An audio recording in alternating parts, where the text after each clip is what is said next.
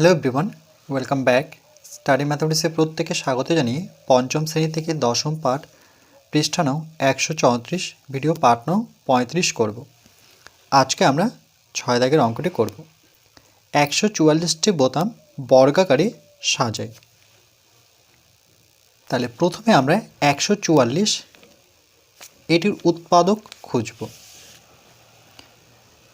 1 4 4। তাহলে 144কে সব থেকে ছোট সংখ্যা দিয়ে প্রথমে ভাঙব, যেহেতু জোড় সংখ্যা তাহলে 2 দিয়ে ভাঙব।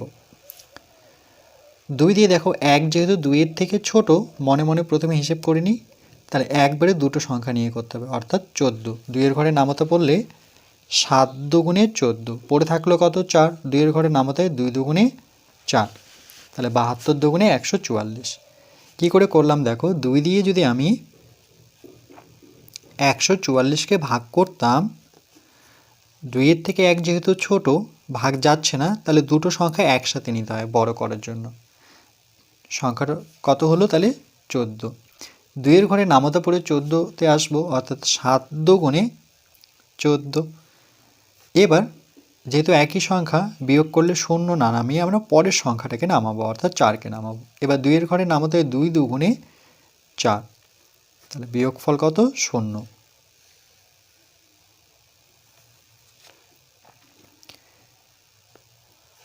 পরে 72কে আবার ভাঙবো, 2কে তো ভাঙানো যাচ্ছে না, যেহেতু জোড় সংখ্যা, তাহলে জোড় সংখ্যাকে মনে রাখবে উৎপাদকে বিশ্লেষণের ক্ষেত্রে উৎপাদকে করার জন্য সবসময় 2 দিয়ে ভাঙতে হয়। তাহলে 2-এর ঘরের নামতা পড়ে প্রথমে মনে মনে হিসেব করে নিচ্ছি, দেখো যদি বুঝতে পারো। এটা 7 তো পাওয়া যায় না 2-এর ঘরের নামতায়। 4 দুগুণে 8 বেশি হচ্ছে, তাহলে বেশিটা নিতে পারবো না, আমরা কমটা নেব, অর্থাৎ 3 দুগুণে কত 6। আছে তো 7, 1 বেশি আছে, এভাবে ভাবতে হয়। 1 বেশি থাকলো, আর পিছনের সংখ্যাটা কত 2, তাহলে সংখ্যাটি কত দেখতে পাচ্ছি 12। 2-এর ঘরে নামতা পড়লে দেখো 6 দুগুণে 12, তাহলে 36 দুগুণে কত হলো 72। ঠিক একইভাবে 2 দিয়ে যদি আমরা 72কে ভাগ করতাম, তাহলে দেখো 2-এর থেকে 7 বড়, প্রথমে এটা দেখতে হবে। 2-এর ঘরে নামতা পড়ে তো 7কে পাওয়া যায় না, যেমন 4 বসালে 4 দুগুণে 8, তাহলে নিয়ম অনুযায়ী 7-এর নিচে আমরা বড় সংখ্যা লিখতে পারি না, তাহলে এখানে 4 না বসে 3 বসিয়ে দিই। 3 দুগুণে কত হলো 6, তাহলে 7 থেকে 6 বিয়োগ করলে কত 1। 2-এর থেকে 1 যেহেতু ছোট, তাহলে বড় করার জন্য পরের যে সংখ্যাটি আছে সেটি নামাবো, সেটা কত 2, তাহলে সংখ্যাটা কত হলো 12। 2-এর ঘরে নামতা পড়লে 6 দুগুণে 12, বিয়োগফল 0। তাহলে কত পেলাম 36। 36কে যেহেতু জোড় সংখ্যা, আবার 2 দিয়ে ভাঙবো। 2-এর ঘরে নামতা পড়ে 3 তো পাই না, 4 পাই। 2 দুগুণে 4, 3-এর থেকে বড়, তাহলে এখানে 2 না লিখে আমরা 1 লিখব। 2 অক্ষ 2, আছে কত বেশি 1, পিছনের সংখ্যাটা কত 6, তাহলে সংখ্যাটি কত দেখতে পাচ্ছি 16। 2-এর ঘরে নামতা পড়লে 8 দুগুণে 16, এভাবে কিন্তু মনে মনে হিসেব করে নিতে হবে। তো যেটা আমি হিসেব করছি সেটা আমি পাশে দেখিয়েও দিচ্ছি যাতে বুঝতে পারো। 2-এর ঘরে নামতা পড়ে 3কে পাওয়া যাচ্ছে না, 2-এর থেকে 3 যেহেতু বড়, তাহলে এখানে যদি 2 বসিয়ে দিই, তাহলে 2 দুগুণে 4, 3-এর থেকে বড় সংখ্যা তার নিচে বসাতে পারি না, তাহলে 1 নিতে হবে। 2 অক্ষে 2 নিতে হবে। 3 থেকে 2 বিয়োগ করলে কত 1। 2-এর থেকে 1 ছোট, তাহলে বড় করার জন্য আমরা 6কে নামাবো। 2-এর ঘরের নামতা বললে 8 দুগুণে 16, তাহলে বিয়োগফল 0। এই জন্য 18 পেলাম। 18কে এবার আমরা 2-এর ঘরে নামতায় আবার ভাঙবো, যেহেতু জোড় সংখ্যা, তাহলে এটা তো নামতেই পাওয়া যায় 9 দুগুণে 18। 9কে আবার 3-এর ঘরে নামতায় ভাঙবো, 3 ত্রিকে 9, আর তো ভাঙানো যাচ্ছে না, তাহলে 144কে ভেঙে 1 2 3 4, 4টা 2 আর 2টো 3, তাহলে এখানে লিখব আমরা যে 144 সমান 4টা 2 1 2, মনে রাখবে 2গুলো সবসময় গুণ চিহ্ন দেব, তারপরেই বসাবো। 4টা 2 2টো 3। যেহেতু বর্গাকারে সাজাতে হবে, তাহলে দেখো এখানে আমরা সংখ্যাগুলো কিন্তু একটুখানি সাজাতে হবে। যেমন এখান থেকে 2টো 2, একসাথে নেব, এখান থেকে একটা 3 নেব, পাশাপাশি লিখে নিই, দুটো 2 তার সাথে একটা 3 নিয়েছি, তাহলে এটা একটা জোড়া হলো, মানে একসাথে রাখলাম, গুণ চিহ্ন দিয়ে এবার আবার এখান থেকে দুটো 2 আর এখানে একটা 3 একসাথে রাখবো, মানে এভাবে সাজিয়ে নিতে হবে। এবার দেখো এখানে যদি গুণ করি তিনটা সংখ্যা, যেমন 3-এর সাথে 2 গুণ করলে কত, 3 দুগুণে 6, 6-এর সাথে 2 গুণ করলে কত, 6 দুগুণে 12। ঠিক একইভাবে 3 দুগুণে 6, 6 দুগুণে 12। তাহলে একই সংখ্যার গুণফল, তাহলে একই সংখ্যা থাকলে আমরা কি জানি যে এই সংখ্যাটা বসাতে হয় বন্ধনীর বাইরে আমরা বর্গ চিহ্নটি দেব। এই যে 2 বসালাম উপরে বসেছে, দেখো এটাকে বর্গ বলবো। বর্গ বলতে এই সংখ্যাটিকে দুবার লেখা যায়, তা এটা হচ্ছে বর্গ। তাহলে এখানে যেটা জানার বিষয় যে বর্গ কথার অর্থ হচ্ছে কোথায় যদি লিখি তাহলে 2, আর যদি সংখ্যায় প্রকাশ করি তাহলে আমরা সাধারণত সংখ্যায় যে 2 লিখি সেটা, এটাকে বর্গ বলবো। আর এখানে যদি বন্ধনীটা তুলে দিচ্ছি তাহলে সেক্ষেত্রে এই 12 দুবার লিখতে হয়। তাহলে এখানে বোতাম বর্গাকারে সাজাতে পারছি, হ্যাঁ, কেন কি দৈর্ঘ্য বরাবর 12টি বোতাম, প্রস্থ বরাবর 12টি বোতাম, অর্থাৎ আমি বলতে যাচ্ছি যে এখানে বোতাম সংখ্যা এইভাবে এই বরাবর 12টি বসাবো, আর এই বরাবর 12টি বোতাম, এই বরাবর 12টি বোতাম, এই বরাবর 12টি বোতাম, মানে দৈর্ঘ্য প্রস্থ সমান। এই বরাবর যদি 12টি বোতাম রাখছি তাহলে এই বরাবরও কিন্তু 12টি বোতাম হবে, এখানে বোতাম সংখ্যা হবে 12টি করে, এই বরাবর 12টি করে বোতাম। তাহলে মোট কত, 12 আর 12 গুণ করলে কত, 144টি বোতাম এখানে ধরছে।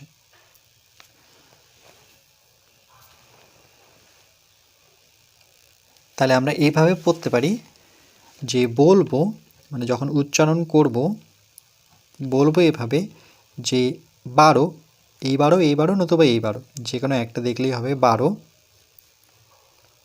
এর বর্গ, এর বর্গ। যখনই বর্গ কথাটি লিখবো তার মানে 12 দুবার গুণ করে যেটা সংখ্যা হয়, 12 দুবার গুণ করলে কত আসবে, 144। তাহলে 1 4 4, যে 12র বর্গ, এটাকে এভাবেই পড়বো, 12র বর্গ ক্লাস 6-এ যখন আসবে তখন এটাকে 12র স্কোয়ার বলতে হবে, 12 স্কোয়ার, 13 স্কোয়ার, 10 স্কোয়ার, এ স্কোয়ার, বি স্কোয়ার, এভাবে পড়বো। কিন্তু এখন ক্লাস 5-এ এটা 12র বর্গ বলবো। 12র বর্গ বলতে দুটো 12র গুণফল, 12র সাথে যদি 12 গুণ করি তাহলে 2 দুগুণে কত, 4, 2 অক্ষে 2, দশকের ঘরের অঙ্ক দিয়ে গুণ করলে এককের ঘরের অঙ্কে শূন্য বসাতে হয়, 2 দিয়ে আবার 2 অক্ষ 2, 1 দিয়ে এককে 1, এবার যোগ করব, 4-এর সাথে 0 যোগ করলে পরে 4, 2 দিয়ে যোগ করলে পরে 4, এখানে 1, তাহলে কত পেলাম, 144। তাহলে 12 এর বর্গ 144 যদি হয়, এটাকে উল্টোভাবে লিখলে বা উল্টোভাবে বললে তাহলে লিখব আর, যদি এদিক থেকে এদিকে আসি মানে 144 এর, এবার বর্গ তো লিখবই, লিখব বর্গ, এবার মূল কথাটি লিখে দিব এখানে, মূল, বর্গমূল। তাহলে এখান থেকে যখন এই দিকটা আসবো মানে এই দিক থেকে এইদিকে গেলাম, 12 এর বর্গ 144, এই লেখাটিকে যদি উল্টোভাবে বলি তাহলে 144-এর তখন বর্গ না দিয়ে আমরা বর্গমূল বলবো, তখন হবে 12। তাহলে যখন বর্গমূল তখন হচ্ছে 144কে ভেঙে যে সংখ্যাটি পাবো সেটি আসবে। তাহলে বর্গ তো আমরা জানি যে বর্গ বলতে যেমন এটাকে বোঝায়, বন্ধনীর বাইরে ঠিক উপরে থাকে সেটাকে বর্গ বলে থাকে। তাহলে বর্গমূলটা কি, এর নিজস্ব চিহ্ন কি হবে, তাহলে লিখব এই যে চিহ্নটি দিলাম এটাকে আমরা বর্গমূল বলবো, তার ভিতরে আমরা 144 বসাবো, সমান, তাহলে 100 এইভাবে পড়বো এটাকে, 144-এর বর্গমূল। দেখো চিহ্নটা এটা, কিন্তু যখন উচ্চারণ করব তখন এভাবে প্রথমে ভেতরের অংশটুকু বলতে হবে 144 এর বর্গমূল, সেটা কত, 12, এভাবে কিন্তু করতে হবে। যখনই বর্গমূল কথাটি পাবো এই চিহ্নটা নেব, তার ভিতরে আমরা বড় সংখ্যাটা বসাবো।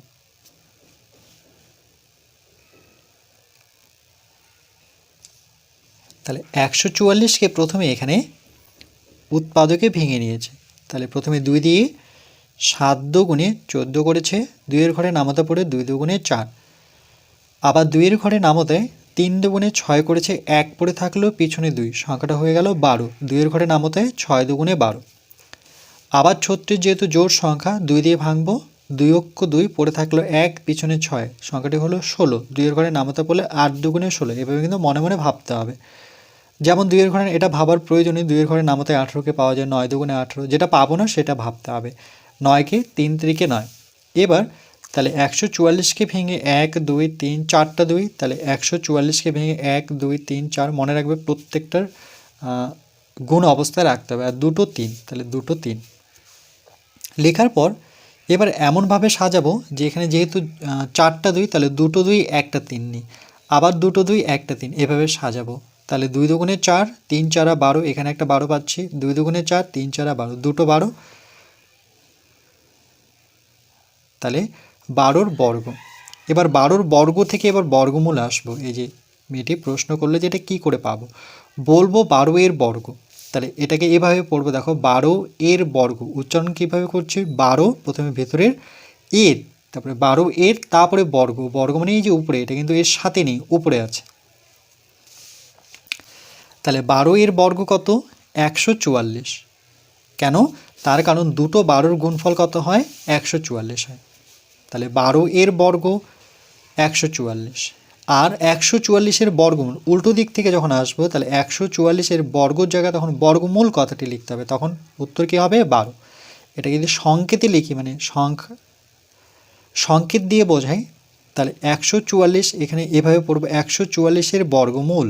এই যে দেখো উপরে লিখে দিই 144-এর বর্গমূল, এটা তো কোথায় লিখে দেওয়া আছে, এটা সংক্ষেপে বা আমরা যদি চিহ্ন দিয়ে বোঝাই, তাহলে 144-এর বর্গমূল হচ্ছে 12। এই চিহ্নটা ভীষণ ইম্পর্টেন্ট, এটা সম্পর্কে কিন্তু জানলাম আমরা। তাহলে এখানে জানলাম বর্গ আর বর্গমূল সম্পর্কে ধারণা।